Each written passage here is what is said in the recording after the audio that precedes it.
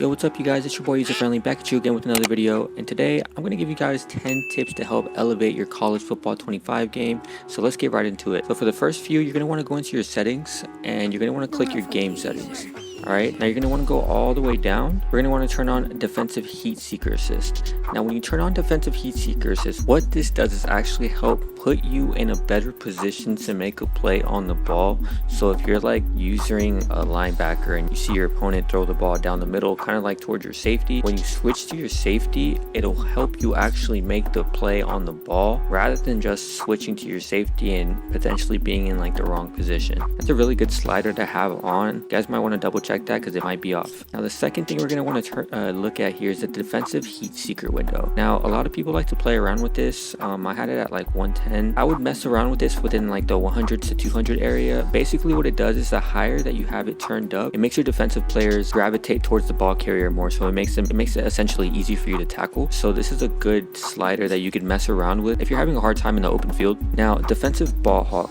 This is another one that you're going to want to turn on. If you don't have this on, I absolutely recommend that you turn this on. What it's going to do is when the ball's in the air and you switch to one of your players, it's going to automatically put them in a position to make a play, specifically to get a lot of interceptions, hence the name Defensive Ball Hawk. So it's going to actually help you control your players to get those interceptions, get those big time stops and incompletions. So if you don't have this turned on already, I would highly recommend you turn this on. These two windows right here, these two sliders right here have helped me get countless picks. You guys might want to double check if that's on or not. All right guys, so for tip number 4, we're going to want to go up to coin toss and you're going to want to have this on kick. A lot of people have it on return. People like to get the ball first. That's fine, you know, if you're confident in scoring, that's cool too. But the reason why you're going to want to have this on kick is because for whatever reason, if you're ever down at halftime, you know that you can get the ball at half. That gives you an opportunity to score and get your momentum going again. Or if you're already up at half, it gives you the ball back. If you score at halftime and you're already up, you can kind of use it like a dagger against your opponent. The second tip you're going to want to do, if you lose the coin toss, you're going to want to go against the wind. Now the reason why you're going to want to go against the wind is because when the wind is at your back, it actually helps you kick longer field goals. So this is big in fourth quarter scenarios or maybe even third quarter scenarios where you actually need all the points you could get. You're going to want to kick against the wind. This is going to help you make those clutch field goals. Yeah, I highly recommend turning this on. I almost forgot to mention this one, guys. You're going to want to turn on your defensive switch assist.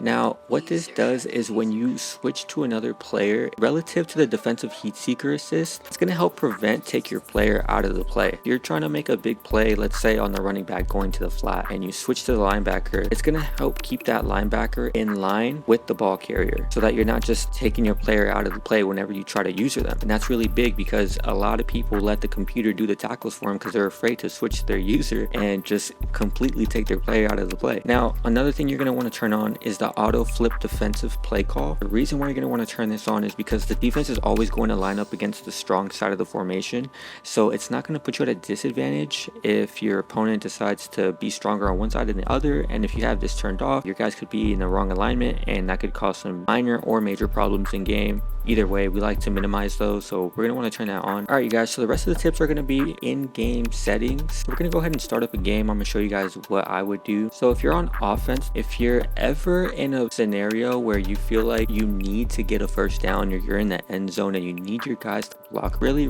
well for you, what you could do here is actually set your offensive lineman to block on aggressive. Now what this does is actually increase the chance of a holding call, but if you need a play or if you need a first down, I would highly recommend turning this on. It's actually going to make your linemen hold their blocks longer. Another thing you want to look at is if you're ever in a late game, fourth quarter, and you kind of want to run out the clock and you don't want your opponent to cause a fumble on you and you can't kneel the clock yet, what you could do is actually set the ball carrier to conservative, and that's going to actually protect the ball more, decrease the chances of fumbles, which is really big in a late game. I've had some times where people just knock the ball out of my hands and it's not fun. Now let's switch over to the defensive side of the ball. So here are some things you're going to want to do on defense. Go to the option defense read key and you're going to want to set that to conservative. That way if your opponent's just abusing the option and just running in with the quarterback, it's going to make your defensive lineman kind of just focus on the quarterback more. Don't let him just escape the pocket and get those big gains. This is a lifesaver right here. I would turn this on if you're playing against someone that likes to run that RPO. It's going to help stop his quarterback making those big plays. Now another thing that you could do in a late game, if you really need the ball and you're kind of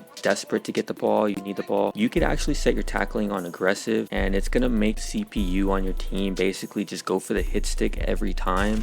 But what that does is actually increase the chances of broken tackles and fake outs.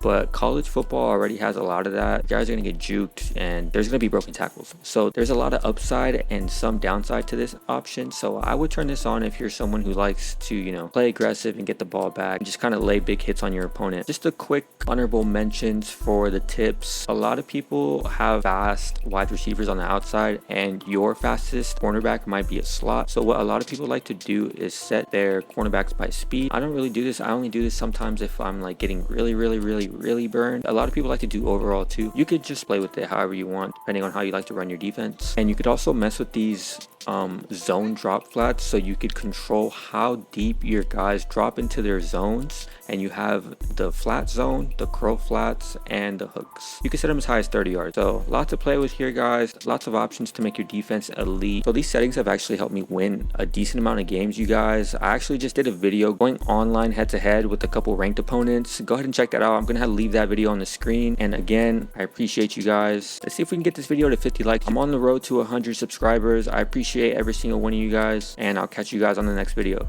Peace.